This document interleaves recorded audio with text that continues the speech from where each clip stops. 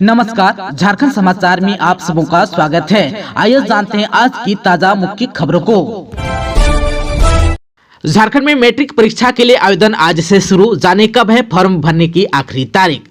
आप सबों को बता दूं कि झारखंड माध्यमिक परीक्षा 2024 में शामिल होने वाले नियमित, स्वतंत्र, पूर्ववर्ती आदि छात्रों के लिए परीक्षा फॉर्म भरने की तिथि जारी कर दी गई है। बगैर विलंब शुल्क के ऑनलाइन परीक्षा फॉर्म भरने की तिथि 16 नवंबर से 2 दिसंबर तक निर्धारित की गई है। चालान के माध्यम से शुल्क जमा करने की अंतिम तिथि 6 दिसंबर है। वहीं विलंब शुल्क के साथ परीक्षा फॉर्म भरने की तिथि 3 दिसंबर से 9 दिसंबर तक और बैंक चालान से शुल्क जमा करने की अंतिम तिथि 22 दिसंबर निर्धारित की गई है। वहीं झारखंड एकेडमिक काउंसिल के कैलेंडर के अनुसार वर्ष 2024 के फरवरी में मैट्रिक और इंटर की परीक्षा कराई जाएगी। 11वीं बोर्ड की परीक्षा भी फरवरी में ही हो जाएगी। 8वीं बोर्ड की परीक्षा मार्च में, जबकि 9वीं की परीक्षा जनवरी में होगी। झारखंड के छात्रों के लिए खुशखबरी, 2023 तक के मैट्रिक और इंटर का सर्टिफिकेट डिजी लॉकर में अपलोड।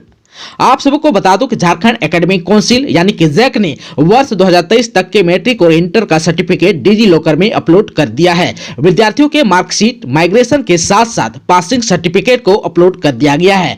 जैक ने यह कार्य चरणबद्ध तरीके से किया है। पहले वर्ष 2015 तक सर्टिफिकेट अपलोड किया गया, इसके बाद दूसरे चरण में वर्ष 2018 फिर 2021 तक का और अब वर्ष 2023 तक का प्रमाण पत्र अपलोड कर दिया गया है। अब जैक द्वारा रिजल्ट जारी होने के बाद प्रतिवर्ष नियमित रूप से सर्टिफिकेट डिजी लॉकर में अपलोड कर दिया जाएगा। विद्यार्थी अब अपना प्रमाण पत्र डिजी लॉकर से डाउनलोड कर सकेंगे। इसके अलावा प्रमाण पत्र का सत्यापन भी ऑनलाइन हो सकेगा।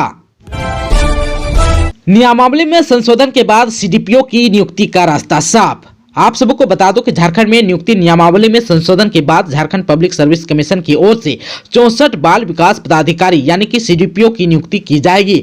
3 घंटे की मुख्य परीक्षा में सफल होने पर ही नियुक्ति होगी। साथ ही प्रश्न पत्रों का पैटर्न वर्णनात्मक होगा। इस नियुक्ति परीक्षा में दृष्टिहीन अभ्यर्थियों को अब प्रत्येक पत्र में 20 मिनट का अतिरिक्त समय मिलेगा।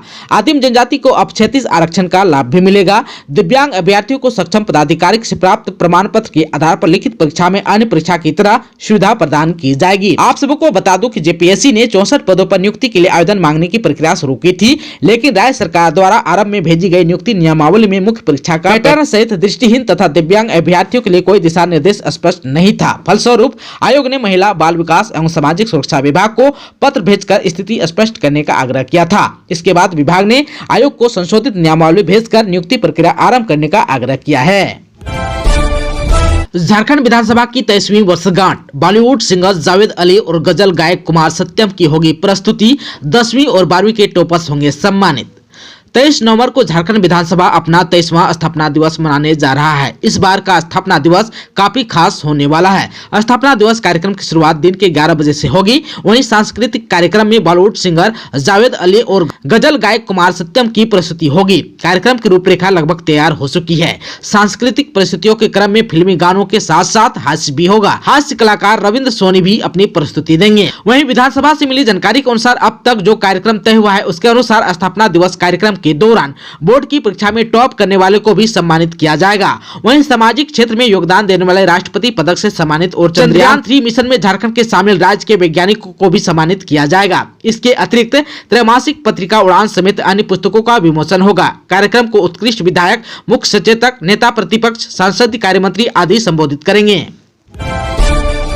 मौसम केंद्र का है पूर्व अनुमान, 17 को बारिश के हैं आसार। छठ पूजा भी 17 से शुरू, वर्ती हुआ चिंतित।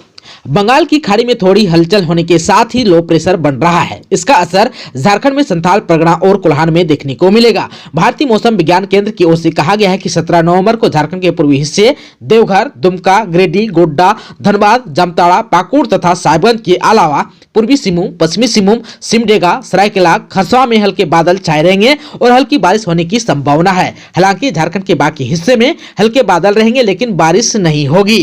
दूसरी ओर 17 नवंबर से ही छठ महापर्व का शुभारंभ भी हो रहा है। उस दिन नहाय खाए के साथ छठवर्ती गेहूं को धोने के बाद सुखाती है। ऐसे में बारिश की संभावना से छठवर्ती चिंतित है कि बारिश हुई तो गेहूं को कैसे सुखाएंगे। मौसम वैज्ञानिक अभिषेक आनंद ने बताया है कि बारिश की संभावना है लेकिन हल्की बारिश होगी। दुमका के जामा में आपकी योजना आपकी सरकार 24 से, जाने कब कहां होंगे कार्यक्रम।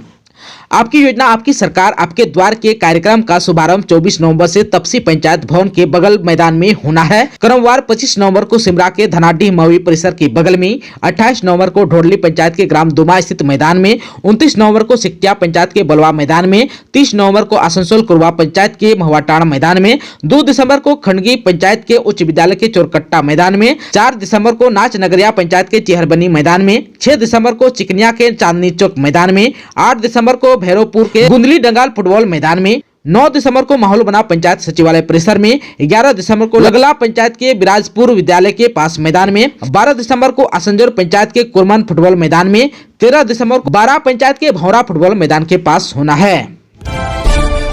जमशेदपुर में 21 को बादाम पहाड़ स्टेशन के विकास कार्य का राष्ट्रपति करेंगे शिलान्यास, रेल मंत्री भी होंगे साथ। आप सबको बता दूं कि दक्षिण पूर्व रेलवे अमृत भारत योजना के तहत बादाम पहाड़ स्टेशन का विकास करने जा रही है। इस स्टेशन का विकास करने के बाद इसे नए सिरे से समर्पित किया जाएगा। इसका शिलान्यास राष्ट्रपति द्रौपदी मुर्मू करेंगी।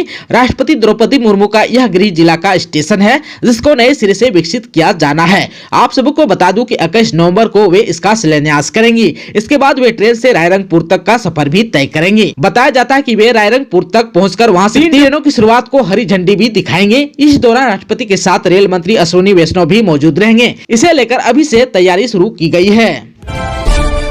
गोड्डा में शॉर्ट सर्किट से इलेक्ट्रॉनिक दुकान में लगी आग, दमकल कर्मी को बहुत मुश्किल से मिली सफलता। आप सबको बता दूं कि गोड्डा पिरपैती मार्ग पर हटिया चौक के पास इलेक्ट्रॉनिक्स दुकान में शॉर्ट सर्किट से आग लग गई। बताया जाता है कि सेंट्रलाइज्ड एसी में शॉर्ट सर्किट के कारण आग लगी थी। क्षति का अनुमान अभी तक नहीं लग पाया है। दमकल कर्मियों ने 2.5 घंटे की मशक्कत के बाद आग पर काबू पाया। दिन के तकरीबन 10:30 के आसपास यह घटना हुई। प्रतिष्ठान के संचालक को इसकी जानकारी तब हुई जब प्रतिष्ठान खोलने आए कर्मियों को खोलने के साथ ही धुआं निकलता दिखाई दिया।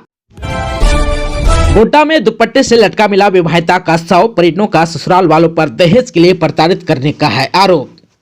महगमा थाना क्षेत्र के चिचोहरी गांव के पिंटू यादव की 20 वर्षीय पत्नी खुशबू कुमारी का संदेहास्पद स्थिति में मौत हो गई। महिला का शव मकान के बरामदे में दुपट्टा के सहारे बांस से लटकता हुआ पुलिस ने बरामद किया है। बताया जाता है कि घटना के समय घर में कोई नहीं था। परिवार के सभी सदस्य धान काटने के लिए बहियार गए थे। घटना की सूचना मिलते ही परिजन बहियार से घर पहुंचने पर विवाहिता का शव को घर के ठाट में बांस के सहारे दुपट्टे से लटका पाया। इसके बाद परिजन ने घटना की सूचना महगमा पुलिस को दी। थाना प्रभारी अरुण कुमार ने दल बल के साथ घटनास्थल पर पहुंचकर विवाहिता का शव को कब्जे में लेकर पोस्टमार्टम के लिए गोड्डा भेज दिया। बताया जाता है कि मृतका की यह दूसरी शादी थी। पहली शादी पथरगमा थाना क्षेत्र के बंदरवार गांव में हुई थी, जहां शादी के करीब 2 वर्ष बाद पति पत्नी में आपसी सहमति से अलग हो गए थे। बाद में मृतक युवती ने अपने चिचोहरी गांव के ही एक युवक पिंटू से 4 माह पूर्व शादी रचाई थी। पहले शादी में युवती को एक बच्ची भी है। घटना का कारण पारिवारिक कलह भी बताया जाता है। घटना को लेकर तरह तरह की चर्चा हो रही है। थाना प्रभारी अरुण कुमार ने बताया कि घटना को लेकर मृतक युवती के पिता के आवेदन पर मृतका के पति और ससुराल वालों पर प्रताड़ना को लेकर थाना में प्राथमिकी दर्ज की गई है। पुलिस फरार आरोपियों की गिरफ्तारी को लेकर छापेमारी में जुट गई है। साहिबगंज में चोरी की मोबाइल बेचने वाले 3 लोग हुआ गिरफ्तार, 100 फोन हुआ जब्त। आप सबको बता दूं कि साहिबगंज के विभिन्न इलाकों से चोरी हुई 100 मोबाइल को पुलिस ने जब्त कर लिया। सभी फोन की बरामदगी 3 पहाड़ थाना क्षेत्र इलाके से हुई है। इस मामले में पुलिस ने 3 लोगों को हिरासत में भी लिया। बरामद मोबाइल में Samsung, OnePlus, iPhone, Oppo, Vivo सहित कई अन्य कीमती हैंडसेट हैं।